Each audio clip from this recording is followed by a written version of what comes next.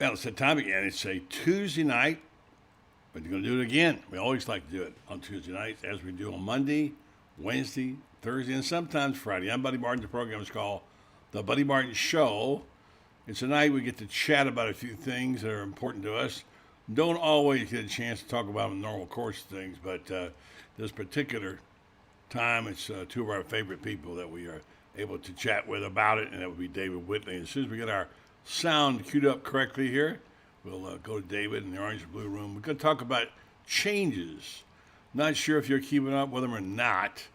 It's pretty difficult, by the way, these days to do that because so much is going on. So let's check in with David in just a moment and see if we can see how do you keep up. Things happen so darn fast, and sometimes it's hard to keep up. Yep.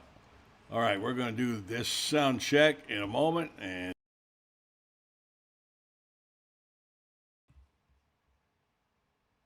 all right, I don't think he is. All right, stand by for a second, folks, while we do this. We'll do our normal routines, and sometimes it takes a little bit longer. So let's see if we can get the sound cue to work tonight. Hope you're hearing us okay. Um, and we'll be with you momentarily. We hope. You never know with modern technology, do you, for sure, what's going on. So let's continue to do this. Have a go at it. David Whitley standing by in the orange and blue room. And let's see if we can get our open and get started tonight. I think this is my third or fourth show today, so I should be getting it right by now. Let's see if it's here. Stand by. Time again for Buddy Martin. Call him up and tell him what you're thinking. But be kind because he's doing the best he can. Better, stronger, faster. Mama says that alligators are ornery because they got all them teeth but no toothbrush. Hey, what if the voice calls while you're gone? Take a message. My whole life. I'm incapable of small talk. But that's why you love me, right? Kind of intimidating to be in the presence of so many great athletes.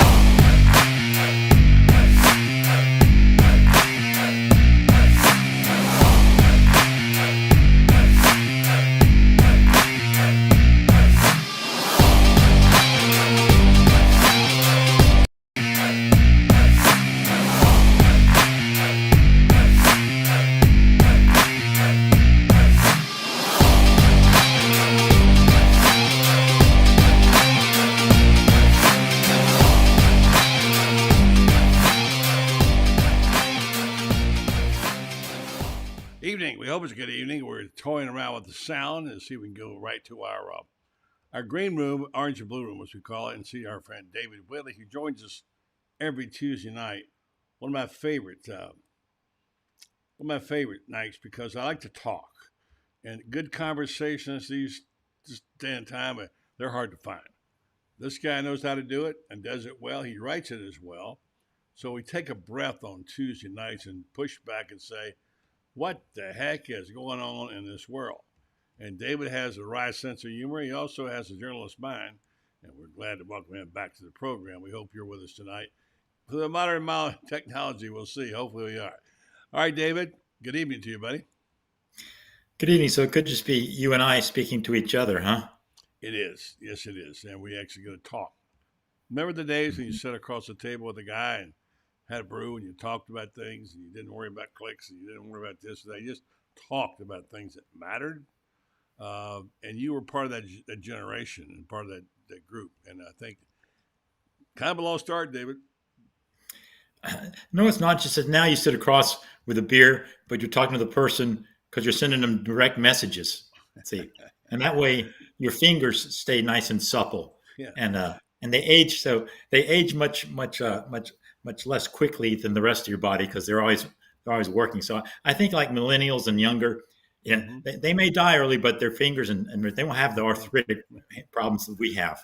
The big question, you can tell how things are going in your conversation by early on whenever someone starts looking at their phone. How long will it be before he starts looking at his messages? Ding, ding, ding, ding. And I'm guilty. And it's like, we're afraid we're going to, it's FOMO. Is that what they call it? FOMO? Yeah, FOMO. And so it's good. So David, tonight I want to begin with a topic, and I advertised this show as talking about the latest in changes at Florida. I rely on Franz Beer to tell me. I don't know about you. I can't keep up with it, but there have been some changes, and we've talked about changes ever since the season ended for Billy Napier, and he has made some. I'm not sure exactly how significant they are yet. I'm not being sarcastic. I just don't know. And so we'll get to that in just a second. And but first, I want to talk about a subject that is very near and dear to you. We discussed it last night.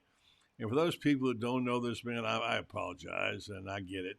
It seems like it's inside baseball, or maybe you don't get a chance to, maybe to know the person. But this guy was special to you and to a lot of people, and special to our profession. And I'm going to start it out with a picture of a group of you. You guys were all buds. You came up together and worked together, and you had a great camaraderie. And here they are. Let's see if we can identify them.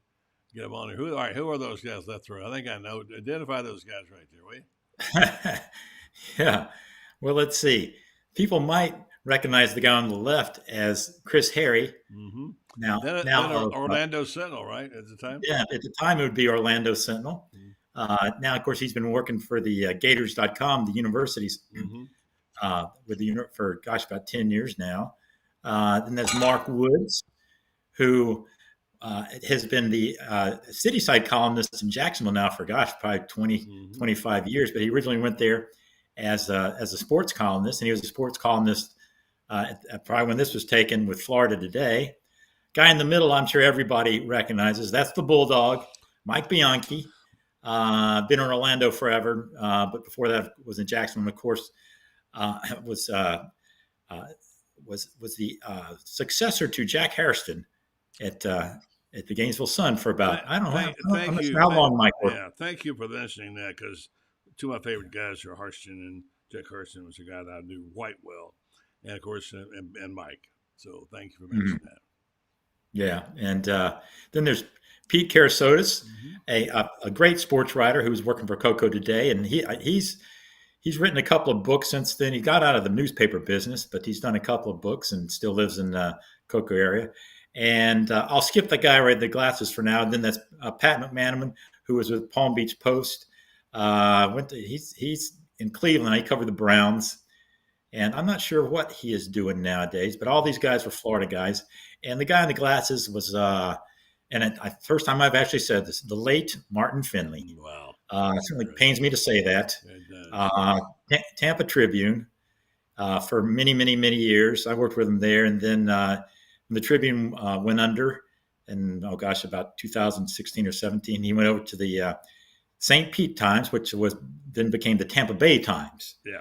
And then worked there. And then Martin, he was, like all of us, he was laid off, 3 or 4 years ago. And it's just sort of retired. He had a stroke too, which sort of made it harder for him to get around.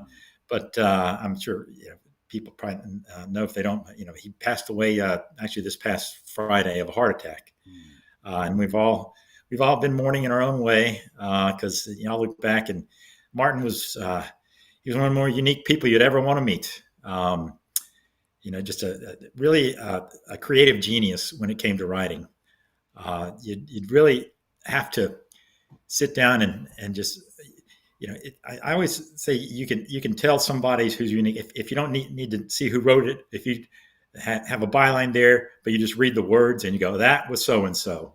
And with Martin, he had a distinctive style, and it wasn't just one style. He was just great at writing the human interest stories, and also he could turn a line like nobody you ever heard, he was almost, if you ever saw like Robin Williams going a riff where you wonder where did that come from? Yeah. Well, that was sort of like Martin. He could had some Robin Williams in him, and just a great guy, and we're all going to miss him a lot. I think you might say creative genius. I'm not afraid to say that with Martin. I didn't know him as well as you did. I liked him a lot. He had a personal touch about him too, and I respect he had it. I was so blessed one time. I mentioned this earlier. It was on one of my shows that I was going to a Rays game. My daughter was taking me there for my birthday. She bought $200 luxury tickets. They're up in the luxury box. Why, I do not know, but my grandson and I and my daughter were going to the game. You know, going to baseball with your family is a certain thing about it. We didn't do much of it later in life. So we got these great tickets, great seats, whatever. And so we're going upstairs to the luxury box. And this is probably 10 minutes before the first pitch. And up the ramp comes a guy kind of semi-jogging, running to get there. He's in a hurry. And looked over out of the corner of my eye, and I see it's Martin Finley going to the press box, right? Well, you know, you don't have time to stop that kind of stuff. You got to go when you got to go. He stopped. No, he stopped. Came over, walked over, saw that obviously it was my family, said to my daughter and to my grandson, this guy here was one of the greats.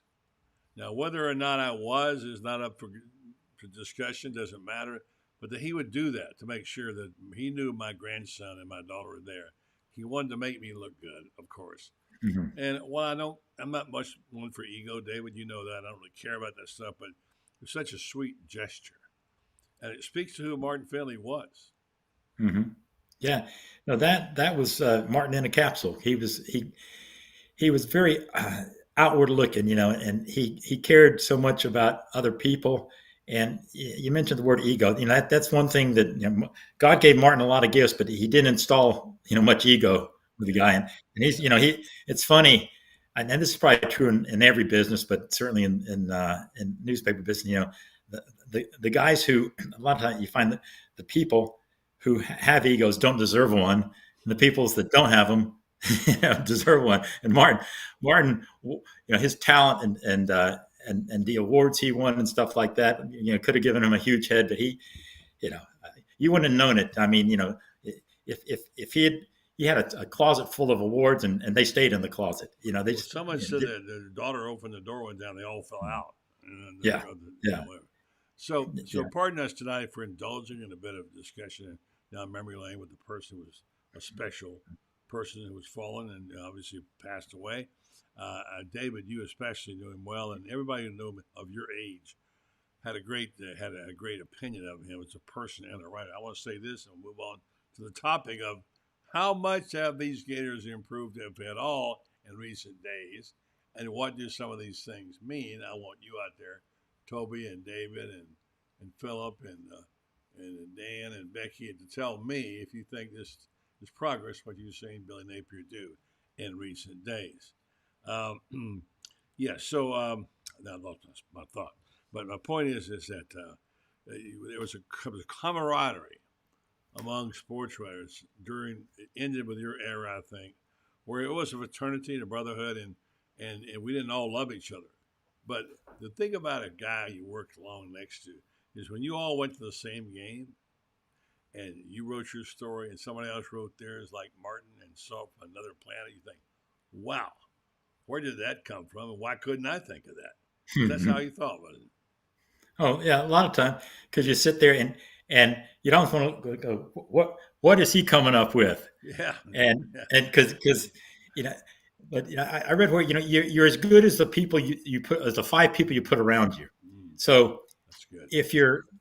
If you're surrounded by, you know, a guy like Martin, and, you know, Florida has been lucky over the years, you know, when it came to writers. Some great ones. Yeah. I mean, you'd go to a press box and you'd look around and you'd see, you know, you better bring your A game or you're going to be left in the dust.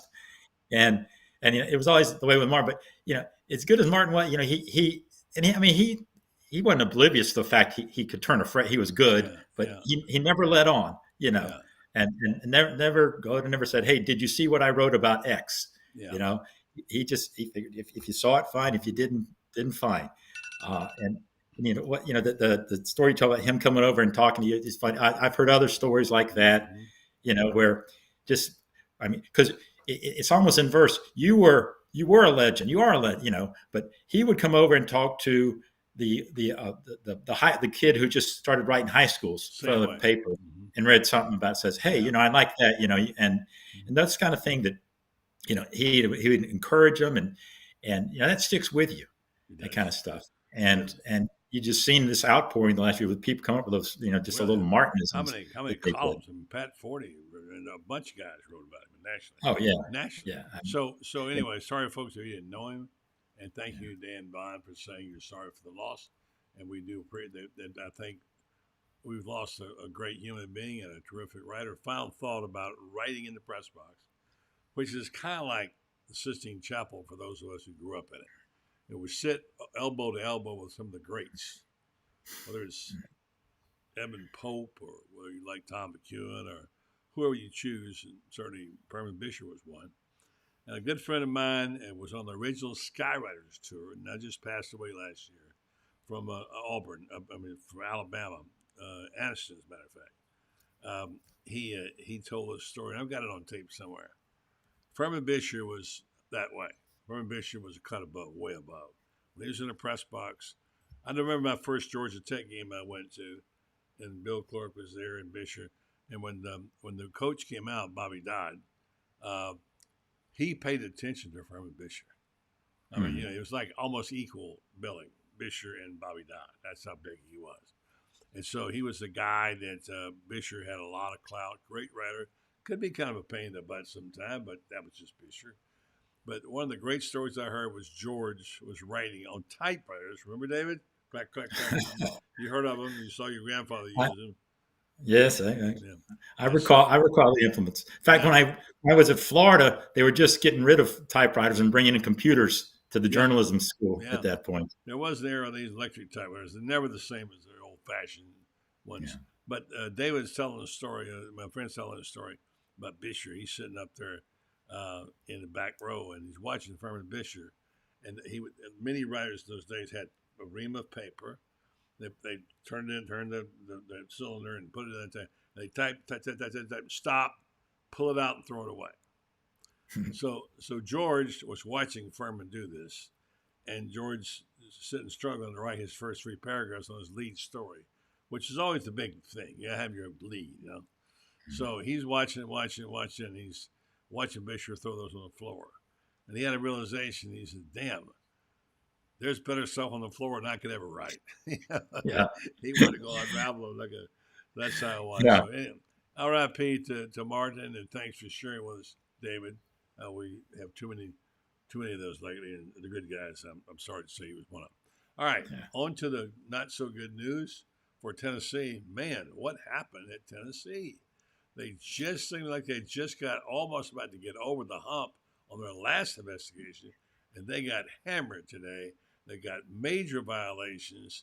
They haven't gotten their notice of allegations yet, but they know bad news is coming. And so it's not going to be pretty for the team up in Knoxville, which looks like they were home free. And now, next thing you know, they're back in trouble. And now you're in trouble when you've just did something on the heels. They're going to get hammered. Apparently, in a letter to the NCAA, President Charlie Baker on Monday, Tennessee Chancellor Donde Plowman criticized what she said 2.5 years of vague and contradictory NCAA memos, emails, and guidance about name, image, and likeness. Said the organization is failing. She said the NCAA's allegations are factually untrue and procedurally flawed. Apparently, a group of people from Tennessee met with members of the NCAA's enforcement staff Monday, according to the letter. I don't think that worked out too well, David.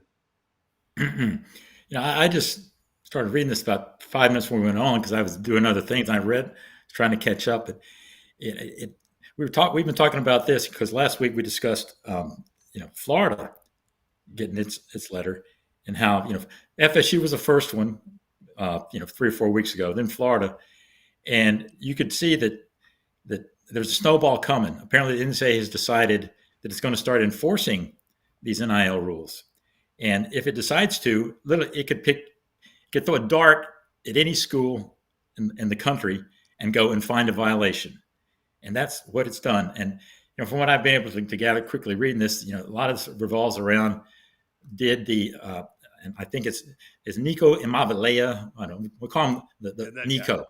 The QB who got an $8 million NIL deal. A lot of this boils down to, did he took a private flight because he's California to Knoxville, and was was that a recruiting inducement? Did the flight, was it all just part of the NIL collective, or did Tennessee have anything to do with it? If Tennessee did, then they are. If it was just a collective, it abided by the law, especially because California, a high school kid can sign an NIL deal, so everything was legal and above board. And it sounds to me like Tennessee's position is we had this was all the NIL deal. We had nothing to do with it. And the NCAA is thinking no, there was something went on. Whether it was you knew about it, there was some context, some whatever. It's sort of like what we theorized about Florida, and which relates to the Jaden Rashada deal. That this was they were trying the NIL. Florida's collective was doing the direct negotiating. Did Florida at any point, an assistant coach or somebody, mentioned this, talk about Rashada, in a way, make a phone call to Rashada's father, where frankly, nitpicky stuff that the NCAA can find about everybody. And it sounds to me like the chancellor there has a point. These rules change. The NCAA is expecting people to abide by rules that are basically that have changed, that have been applied retroactively. They're called guidance, not so much rules. And this also brings out the case that it sounds to me like do state laws and federal laws about NIL supersede NCAA rules?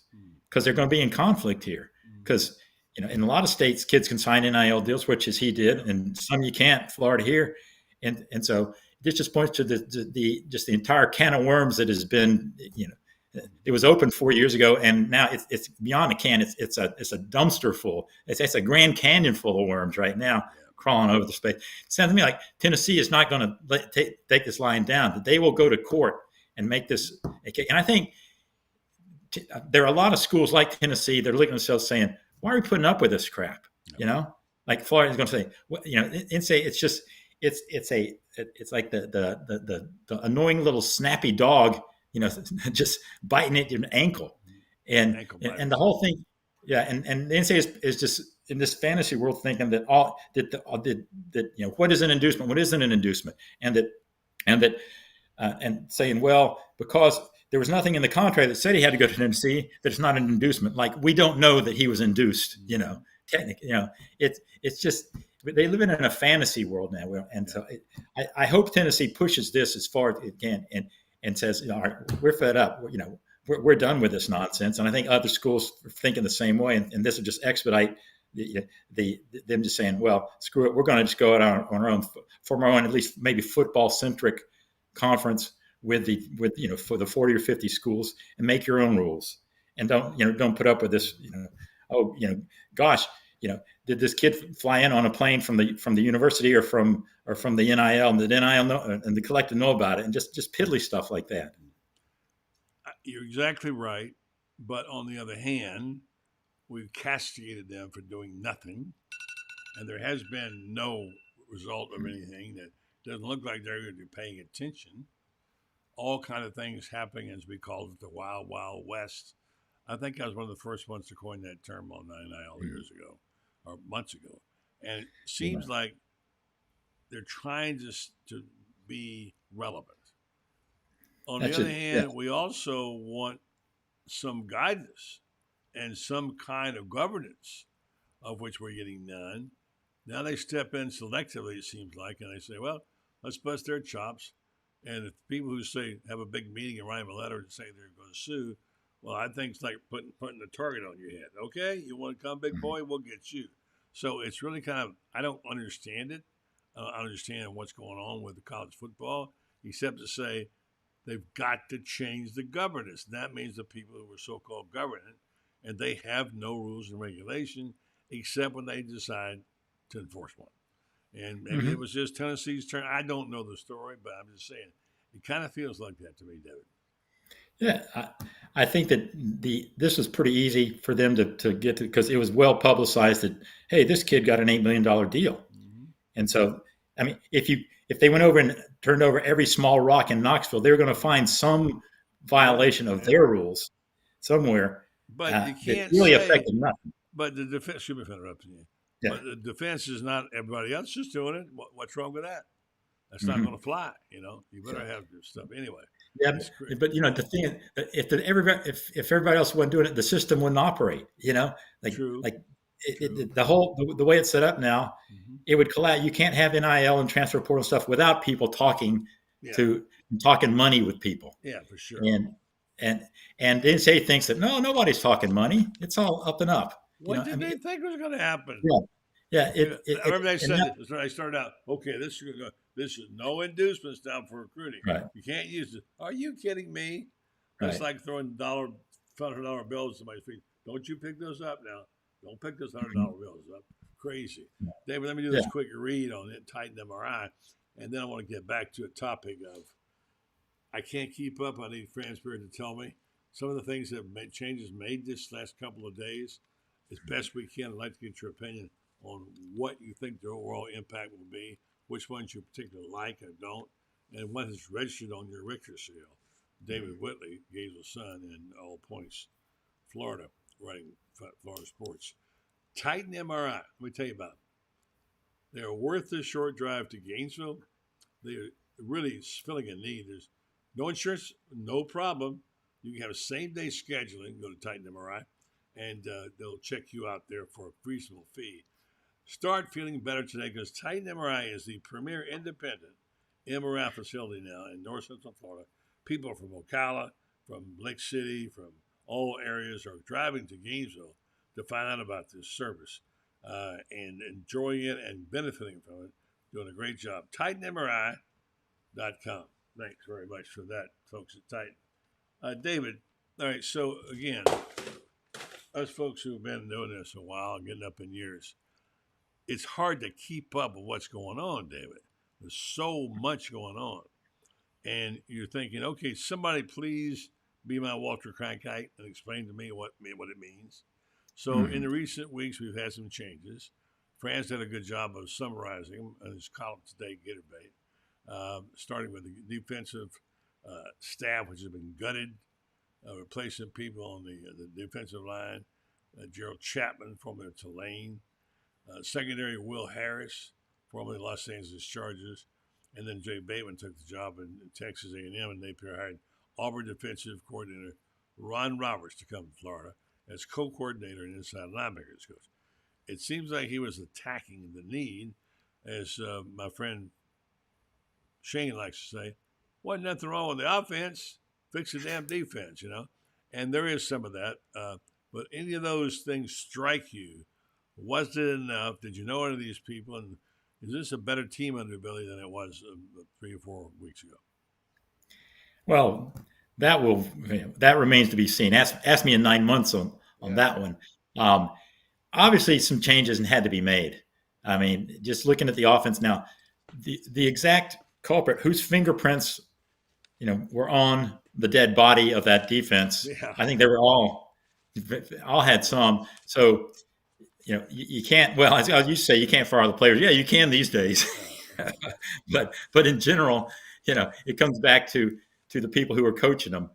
And again, I don't know who deserves how much pointing fingers at them specifically, but somebody, individually and collectively, the job wasn't getting done.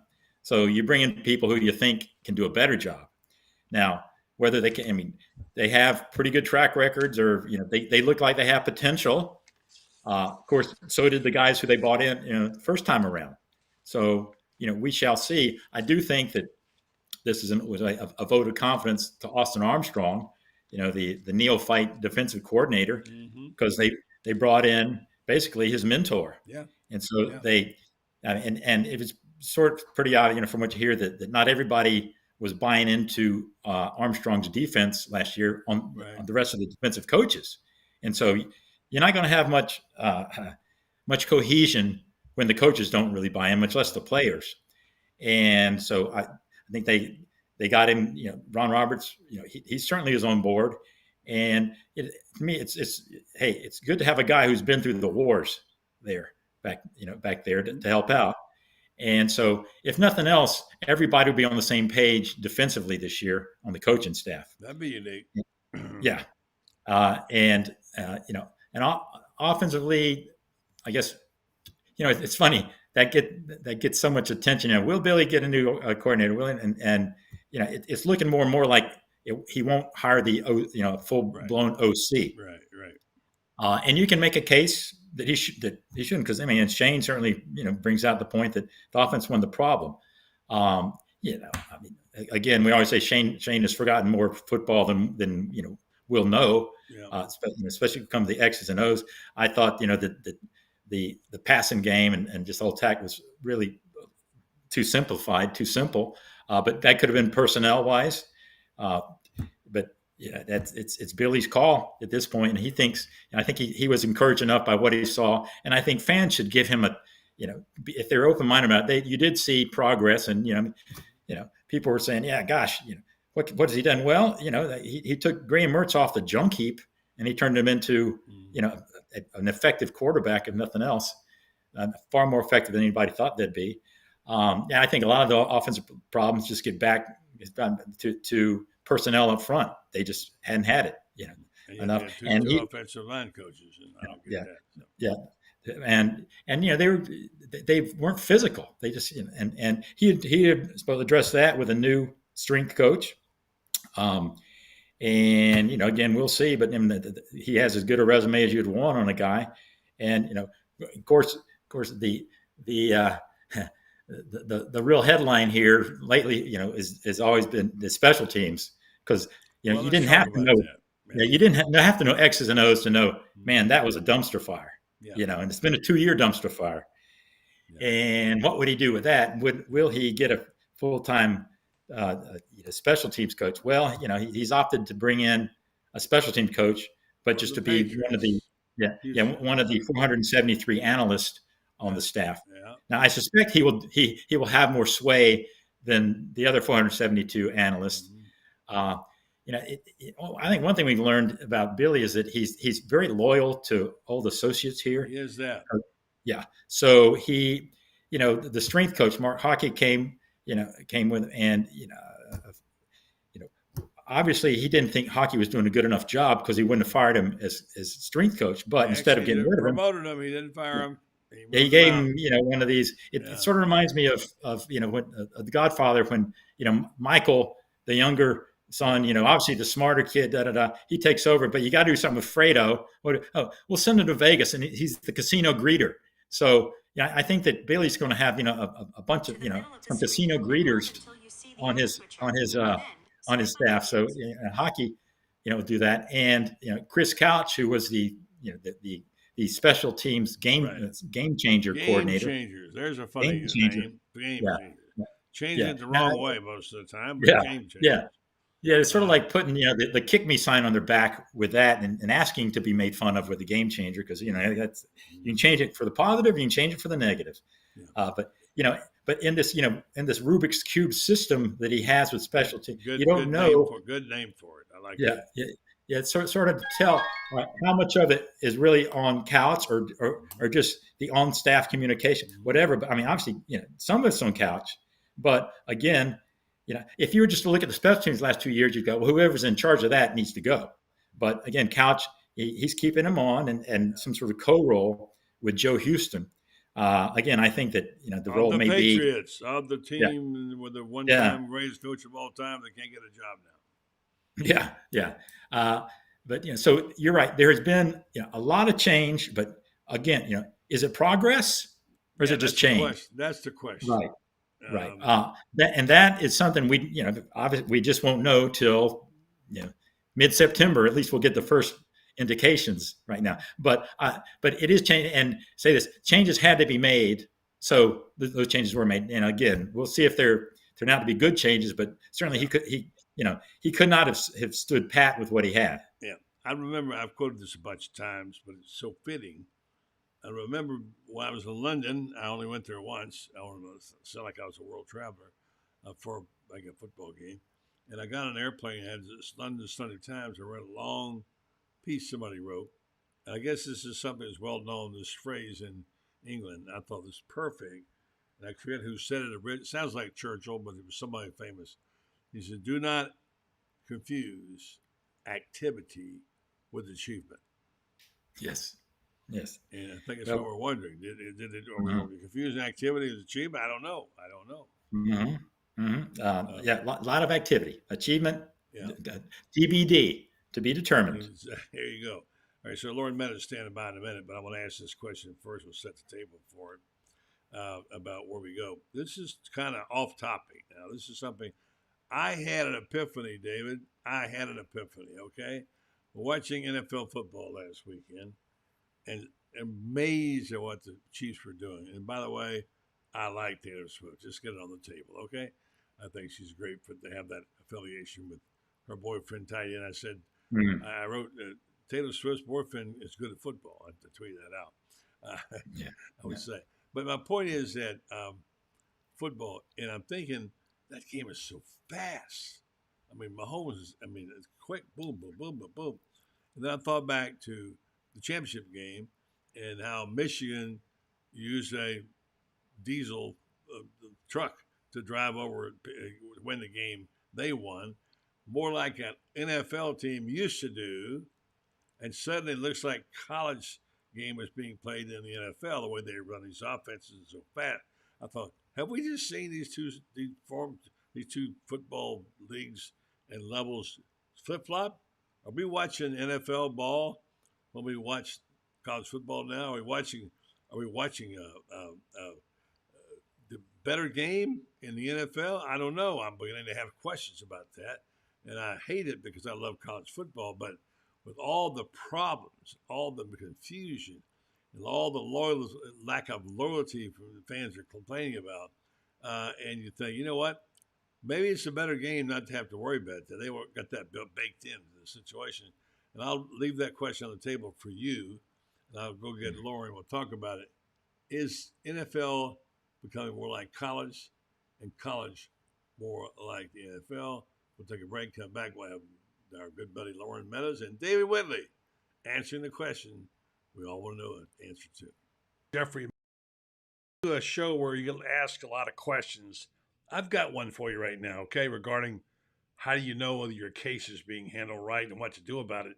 In medicine, you can get a second opinion if you're not satisfied with the doctor's opinion that they have.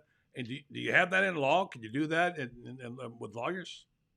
Yeah, buddy. As a matter of fact, we get quite a few calls from folks that have signed up, particularly with the big box law firms, that they do a hell of a good job of putting ads on TV, but after that, they don't really measure up to the way we try to create a client experience that's outstanding. And we're always willing to review a case and give a second opinion, just like with a doctor, because not all law firms are created equal. I guess that's the normal thing. Just go to Meldon Law, Google it, and find out, and just give them a call.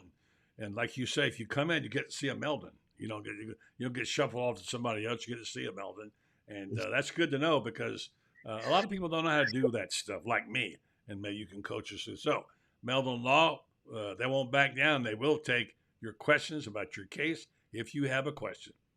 Yes, whether it's a new case or an existing case, give us a call. We'd be glad to go over it with you. There's no charge to review your case with you, and a lot of times it makes good sense just to get a second opinion. Good stuff from Meldon Law. They don't back down, but they will give you a second opinion.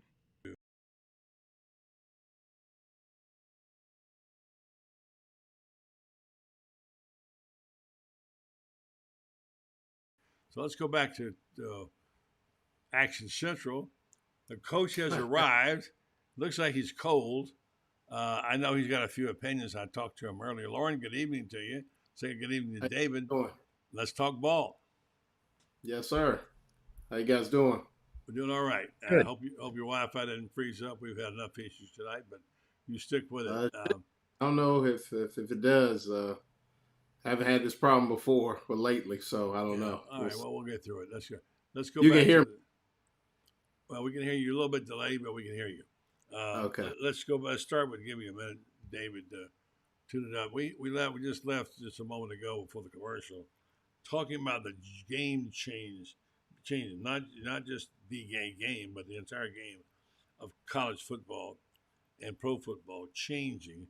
and then Loren, we had this discussion earlier this afternoon on the call. And David, I let you answer the question first. Is college football becoming more like the NFL and the NFL like college? And I want to just pause here and say, I raised my hand, guilty as charged. I was thinking way back in 1980, I worked in New York. I had a good friend who had worked at the NCAA. I hired him on the staff at Daily News. We had many long discussions about this, and he would say, the NFL model is much more advanced than college football.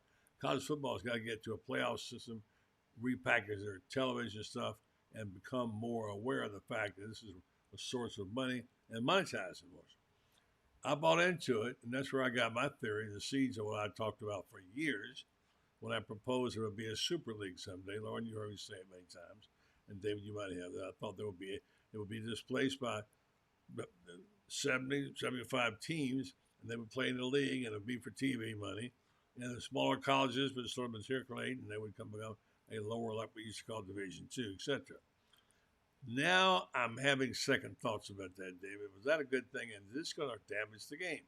Where do we stand? What do you think about that particular deal? And tell me if I'm wrong. Well, from an X and O standpoint, the game has certainly evolved. Just coincidentally, I was reading something today about the NFL and O.J. Simpson, who later went on to do other things as well. But when he had that 2,000-yard season, their quarterback that year threw for 918 yards total. And that's a 2-game total now. Yeah, right. It's one game. Yeah. Yeah. So, I mean, it was the point there was that it was amazing because everybody knew OJ was going to run the ball, but they still couldn't stop him. He still got 2,000 yards. Yeah. So, yeah, it's evolved. I mean, you see a lot more, as they say, just getting players out in space, and letting them run with the ball. And you've seen some scores this year. Like, I never thought I'd see a 70-point game in the NFL, and it happened this year in Miami.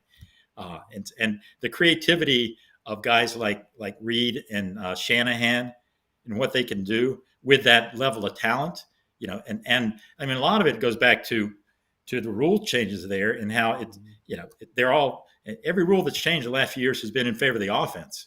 I mean, if you're a defensive guy, you can't do anything anymore. And, quarterbacks, they get more protection than the president of the United States. And so, the score should be going up. And that to some extent that's true in college. I mean, college has certainly changed. Everybody, people talk about how Saban evolved from an X and O standpoint, in the last 10 years and to a passing type attack.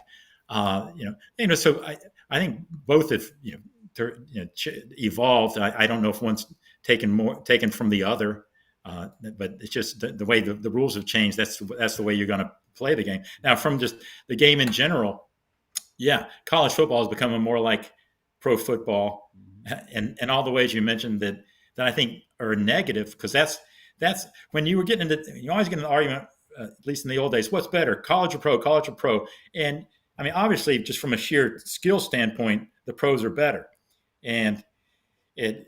but what the magic, the counterpoint to that people always says, yeah, but man, I love just going the college game. They play for the love of the game, blah, blah, blah. I love just the cookout and just the atmosphere, the camaraderie, the loyalty. These guys are not in it for money, blah, blah, blah. Well, in a way they all were, but now they can legally be. And so that line of separating, just that mystical romanticism is gone now. And that's what really separated the NFL from the NCAA in college, when a lot of people's minds was, these are kids playing a game they love, and I can get into this. There's some purity about it. I mean, there's no maybe it was question false, about it, David. No question. Probably for interrupting you, but I remember as a kid when I would read about college football and sports, there was a phrase that the old timers would use: the old college try. You ever heard that phrase? The old college try. That's what we love, the old college try, and that's what made the game. Were kids trying hard to win and maybe playing against them, as underdogs and winning games as underdogs. And so that was what made it. And you're right, it's gone now. There's no more old college try. It's an old college job, and you get paid for it. Yeah. College job or multi-college try. If you don't like this college, try it in another college. try, Yeah, try them in another college. find a college where you can try. Exactly. All right, so Yeah. let's see if Loren's got Sure. his Wi-Fi. It looks like okay, he's moving. I'm glad of that. Let's see. Let's just turn it over to Loren for a second, and let him go. Let him give us your opinion, Loren. What you heard? Well, yeah, I mean, I think that we talked about it earlier. The pro hash marks have been basically in the middle of the field for years and years and years now, and they still played They played the game within, basically inside the numbers. And what you've seen in the last 4 to 5 years is kind of adopting the college model of forcing defenses to defend off 53 and a third widthwise, and stressing with different eye candy and things like that to kind of put pressure on the defense. So, I mean, I think that, like you said, you just start to see more and more of the different personnel groupings, specialized players. So, I mean, from an X and O standpoint, I think you do start to see, starting to see the evolution of pro football to kind of mimic the college game with, multiple formations and using different guys out of the backfield and that kind of thing. And even, obviously they want the pocket passer, but you want that guy with enough mobility that, every now and then you can bring him out the back door on some zone read stuff. I mean, you see everybody doing it, from the Chiefs to the Eagles to Buffalo Bills to obviously the Ravens, even San Diego, some with Herbert, and just so, just kind of mimicking things and really putting stress on the defenses. So, and then, like you talked about earlier, the fans now it's almost been a thing like, well, they pretty much take Saturday for college football, and then they kind of just keep it going for Sunday, with the crowds and the atmosphere. It's no longer wine and cheese and the people that can just, got all the big money. There's people that really get into it and everything from the tailgating. So, yeah, I mean, I think that, football's kind of in line now, and it kind of has become one big weekend in a lot of ways. So, especially when you get into the playoffs and things like that, it really has that Saturday big game feel to it now. And I think just because of TV coverage and just the all day, they used to be just NFL countdown in the studio, but now they're on site, kind of like a college game day type of thing, and all those things kind of go into, I think, where the NFL is now. And the NFL's kind of popularized themselves, to kind of keep up with college football, and it's worked. All right, so not to go back into the dark ages, but you touched on some things reminded me of my playing days, and no, they did not stuff the football. They did not play without helmets when I played. But it was a quarterback I was always interested in the patterns and things that they ran. I ran what they called a wing T, and then later on they brought the single wing in part of the time. But the single wing has opponents where they have spinner backs and guys. Deception. Mm-hmm. For a long time, it seemed like college football got away from deception. I mean, play action passes, not deception. And ball handling was art. Play faking was art. I think Manning was good at that. They were not, but they got away from it. The Chiefs have brought it back because that action just that much stops that linebacker from going this way. And I think the game is turning a lot more. There's a lot more of that kind of thing going on in the game, especially with how fast these offenses are moving. Because one little flinch and you're gone. So I wonder, is this putting a premium back on quarterbacking and handling the ball and what have you, and motion this way and throwing that way? It seems like there's a lot more of that right now, Loren, than it used to be. Well, I think we talked about it earlier. You look at the Chiefs in particular. The Chiefs really have two quarterbacks on the field. One is Patrick Mahomes, and then one is a former pretty good high school quarterback in Travis Kelce. And his ability to see the game and be able to process a lot of information, both pre-snap and on the run, it really gives them the ability to put him anywhere that they want. And you're starting to see other teams kind of adopt that a little bit with different players. Miami does it with Tyreek Hill. I think the Bills are starting to kind of look at that with Dalton Kincaid and things like that. But what the Chiefs have is, Travis Kelce was a really good high school quarterback. And, they're just able to give so much information to both of those guys pre-snap to where, yeah, I mean, all that deception and just a little hitch there. And then Kelce has really started to, I mean, he's always been good at, but he's really good, really became good at kind of staying in and blocking for that half second, given the possibility of a run, and then he leaks out and is able to find open areas and things like that, and and then still be gifted enough. He had that touchdown against Kyle Hamilton, who's arguably one of the best young safeties in the game, on Sunday. And so, I just think it's like you said, you've got guys like Reed and others that have really started to draft for some of the things they want. I mean, that's the beauty of the NFL, is you can start drafting guys and hand pick them to what you really want to do. And they play so much football now that they're able to process and do a lot. And like Mr. Whitley said, is the fact that you're protecting the quarterbacks and things like that. So it's a much more free flowing game. So yeah, I mean, I think that's. But when you look at the Chiefs, I think a lot of people miss the fact that Travis Kelce, it's kind of like Tebow was the heart and soul of those Florida Gator teams, but Percy Harvin is the one that made him go. And I think that's the Chiefs is. Mahomes is the trigger man. He's the big dog. But, Travis Kelce, man, I mean, if you really break that offense down, without Travis Kelce, it goes different. totally. Yeah. Well, Can I go ahead? I'm sorry. Please do. Can I congratulate Loren, because he's the first commentator in America who has gone like 2 minutes with Travis Kelce without mentioning the T word. Because I you like know what? the T-word. I don't I'm care. a fan. If I'm a Swiftie, I mean, man. Come on. Hey, I'm a Swiftie. I'm a Swiftie too. I don't have a problem with it at all, man. That's it's funny, man. You get all these people that are complaining about them showing her. Well, ain't nothing going on the field. So what I mean, they don't show her during play. So what are you worried about? I mean, come on. I'm a Swiftie, and it's hilarious how it's become a political issue. Yeah. Oh, really? Oh, yeah. I forgot about it. She took a position on that 4 or 5 years ago. Gutsy move by her. She's willing to risk her whole career.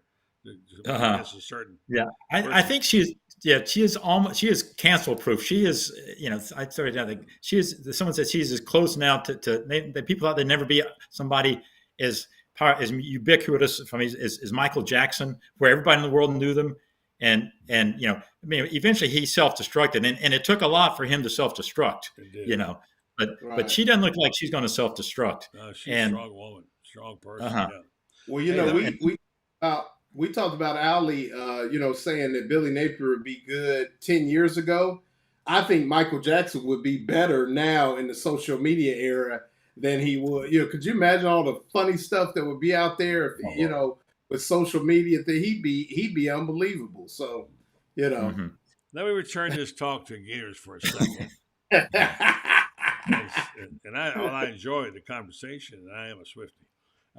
Mike Norvell, here's people throw things up random sometime on Twitter, and I love their thinking. I don't know who wrote this. I wish I did. He said Mike Norvell coached 21 games through his first 2 seasons at FSU, 8 wins and 13 losses. Through Billy Napier's first 21 games with the Florida Gators, 11 wins and 10 losses. One coach is in the ACC, the other coach is in the SEC. Now that's pretty good right there. David, you're shaking your head. No, I mean it's true, because it is it's a different ball game. I mean, save Vandy, and we know Vandy's not something you could take for granted. I mean, they're never an easy weekend in the SEC, and that might be the ultimate undoing of Billy Napier. The fact that as good as he may get this team, good ain't gonna be good enough, next year. Yeah. Because of the schedule. If they played FSU schedule next year, I don't even know what FSU schedule. Maybe I'm assuming too much, but a traditional FSU schedule, I'd say he's safe, because it'd be a winning season. Now you just it's just hard to construct that. I mean, you can, but it's going to be, well, it's coin flip here, coin flip there. Yeah. If the coins don't come down right, they're not going to win those games. Yeah, that's for sure. Well- And by the way, I want to get this positive news in now, because there are some things going on. Not in my world, but in others. DJ Lagway turned out to be the number one quarterback prospect in the country, number 2 player overall in the final rankings by On3. Okay, and L.J. McCray finished as the number 1 defensive play, according to On3. Pretty good rankings for 2 of their prospects. They're going to, Loren, send that class number up a little bit. And through it all, despite the fact there have been a lot of controversy, some pretty good football players coming soon to the University of Florida. Let's hope Billy Napier's still there. Yeah, I mean, I think if you look at, and like I said, I think the recruiting rankings can sometimes be overrated, particularly now with the transfer portal and things like that. And I think he's addressed some things with the transfer portal as well as recruiting. So, I mean, I think he's doing a good job there. The problem is it's not just the schedule, but it's the beat down in Kentucky. Really, two head scratchers in a row against Kentucky. The loss at Vanderbilt, the debacle at the end of Arkansas, the misfortune at the end of Missouri, and then just the head scratching. I mean, and maybe I'm wrong, is if they were fighting tooth and nail and losing by 3, losing by 4, and then just getting beat, and they were 6-6, 5-7, I think people could live with that. I think they could giving like, he just a step away or a player away. But it's those head scratching, those stupid mistakes. What the moments. And you guys mentioned, even the special teams, where like the special teams are non-existent, to where people like question, do you even practice? And I think those are the things. And we're all 3 of us up there in the press box. We know it's just like, are you serious right now? And I think that's where. So, I mean, perception sometimes is reality, and I think that's where the perception of what is going on throughout the week is just, non-existent on special teams, historically bad on defense. And it's just like, what is really going on? And I don't think, I agree. Yeah, if they were playing Pitt and Syracuse and some of those schools, yeah, but would that help with the fact that inside the walls of the Hefner Center, they may just not be getting it done during the week, Mm-hmm. Yeah. All right. So I'm assuming we didn't have trivia. I forgot to ask tonight. Well, if we did, we'll put it off to next week, because unless you want to go with it. We got stuff to talk about. We've been it's hot and heavy time. Yeah. Yeah. let me say this. I got this from somewhere. We're quoting this. Congratulations to former Gators. You know who all is on that Kansas City team? Now, not all of them will dress, but LaMichael Pirine, Kadarius Toney, Tommy Townsend, who had a huge punch, Jawan Taylor and Trey Dean, all advancing to the Super Bowl with the Chiefs. So congratulations. It's a once-in-a-lifetime thing to play in the Super Bowl sometimes. And as I've heard many guys say who went to the Super Bowl their first time in the league, oh, this is no big deal. We'll go here a bunch of times. And then never went back to another one. So it's a big deal to be on a team going to the Super Bowl. Upbeat thing, David, for Gator fans to think about in this big game. Yeah. And Trey Dean, he's getting the last laugh. Yeah, he really is. Yeah. A lot of people said, he'll be lucky to make the USFL squad, and here he is, going to be sitting there at Super Bowl Media Day. Yeah. All right, David. All good young men too. Yes, every one of them. They certainly are. Congrats, good. I'm gonna give you your final word, and then Loren his. Get your milk and cookies, David. You're staying overtime. If you go 1 minute over, I have to pay him twice as much. So, final thoughts, David. Hey, happy honeymooning. Welcome back. It's the first time I've seen you as a married man in a while. Yeah. It feels pretty good. It's like none the worse for wear. Married life must be agreeing with you. I'm loving it. I am. I love the people, and I love the people here in Panama City too. They're great. Thank you for that. Appreciate it. My good buddy David Orenoff, huge Gator fan up here, a doctor, all over it, man. He's been a great guide and help to us So we're looking forward to spending some time up here. Be home next week for a while, catch up with things there. But David, thank you for your many contributions to this program. And thank you for your insights on your friend, Martin Finley. I'm sorry for your loss on your friend there. Special person, but hopefully we can keep him alive through conversations like this. And a special guy, a member of the Press Box fraternity for many years. So, all right, PDM. All right, Thanks. appreciate it, buddy. All right, good night. Good night, Loren. Good night. All righty. Good night, sir. All right, Coach Meadows, your final thoughts and looking at the future. What are you left with after today's night's program?